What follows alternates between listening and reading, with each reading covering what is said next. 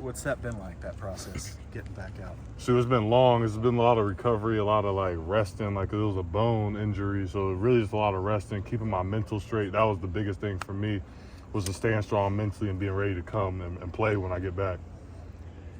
How much family support do you have when you are doing that patient thing, just waiting for them and having that support from them? A lot. Like my dad's been through the same thing multiple times. He had multiple ACL injuries when he was in the league too. So just going through that process, knowing that they've been through it too, my grandpa as well, and just kind of having that backbone support really made it easy for me. I had my head focused on coming back. Any problems trusting yourself Saturday, or did you know you were ready? No, I knew I was completely ready. I was ready to go out there to play. I was eager to play, honestly. Yeah, I was. I had some nerves flying, but I was eager to get out there. How do you feel like it went for you, just individually? I feel like I could have did a lot better. I feel like I definitely could have played a lot better. First game back stuff, was kind of timid towards some things, not triggering when I should. So a bunch of little things like that, all fixable things though, all things that are going to be fixed immediately as of today. So this week you won't see it. Like Auburn week, were there times you thought you might have been able to play against Auburn, or were those like late in the week, okay, I got to give it some more time? Actually, yeah, I thought it could have been a possibility, but then we just ended up taking a smart route, giving an extra week going into that bye week. Basically just give it more rest so I could really be 100% going into this week. So I appreciate them for doing that and looking out for me. When you talk about the correctable stuff, it's just as simple as knock the rust off, get back up to the speed of the game. Yeah, it was really just you're playing timid a little bit. You just your first game experience out there, and you happen to go against a really good team too as well. So it was really just getting some of that stuff out of my system, getting some of them nerves out, which came out quick. But going week by week is going to get better and better. So I say going into this week, I'm completely ready to go. Describe the injury itself. When did you know what happened? How did you know what happened? It happened during a summer workout, like the end of July. We were just doing a team run, and I was finishing through, and my foot literally had popped. So I ended up getting a stress fracture in my foot.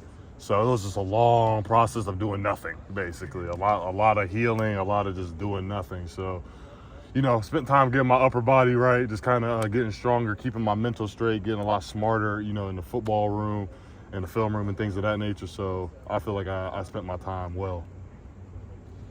Dasan, we've seen over the last 2 or 3 years, defenses across America seem to be playing a lot better, more low scoring, stuff like that. Have you noticed that, and what's causing that, do you think?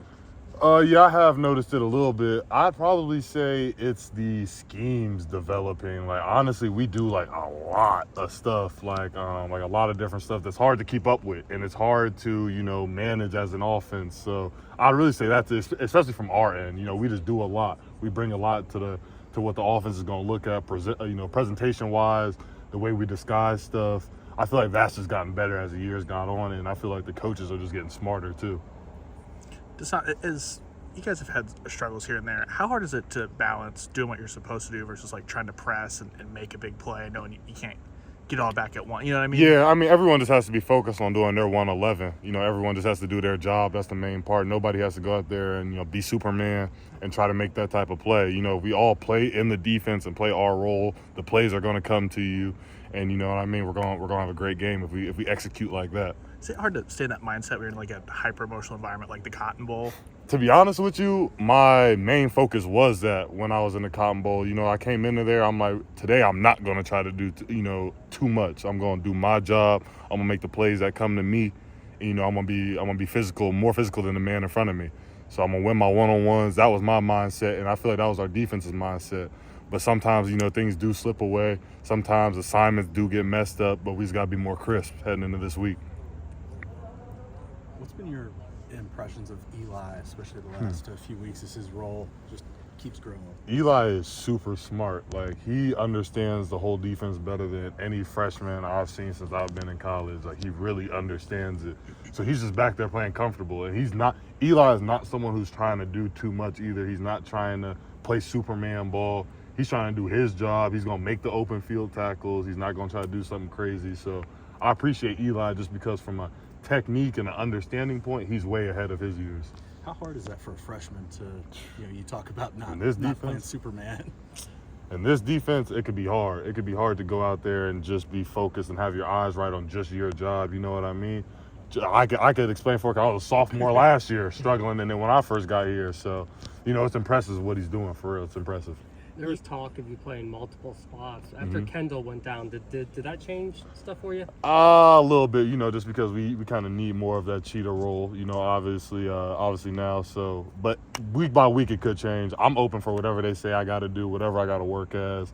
I'm just trying to go out there and help the guys as best as I can and make plays, for the team. You can appreciate that, Eli and Peyton. What's it like seeing that brother relationship? I know you can see that perspective as well, seeing those two. Yeah, no, it's great. They're real close to each other. It makes me miss my brother when I see it. So definitely, they have a great bond, especially when they're on the field together. We even like seeing that. When Peyton's at safety on the same side as Eli, like that's the dream. You know what I mean? As two brothers, so I know that they both love it and they can't wait to get back out there.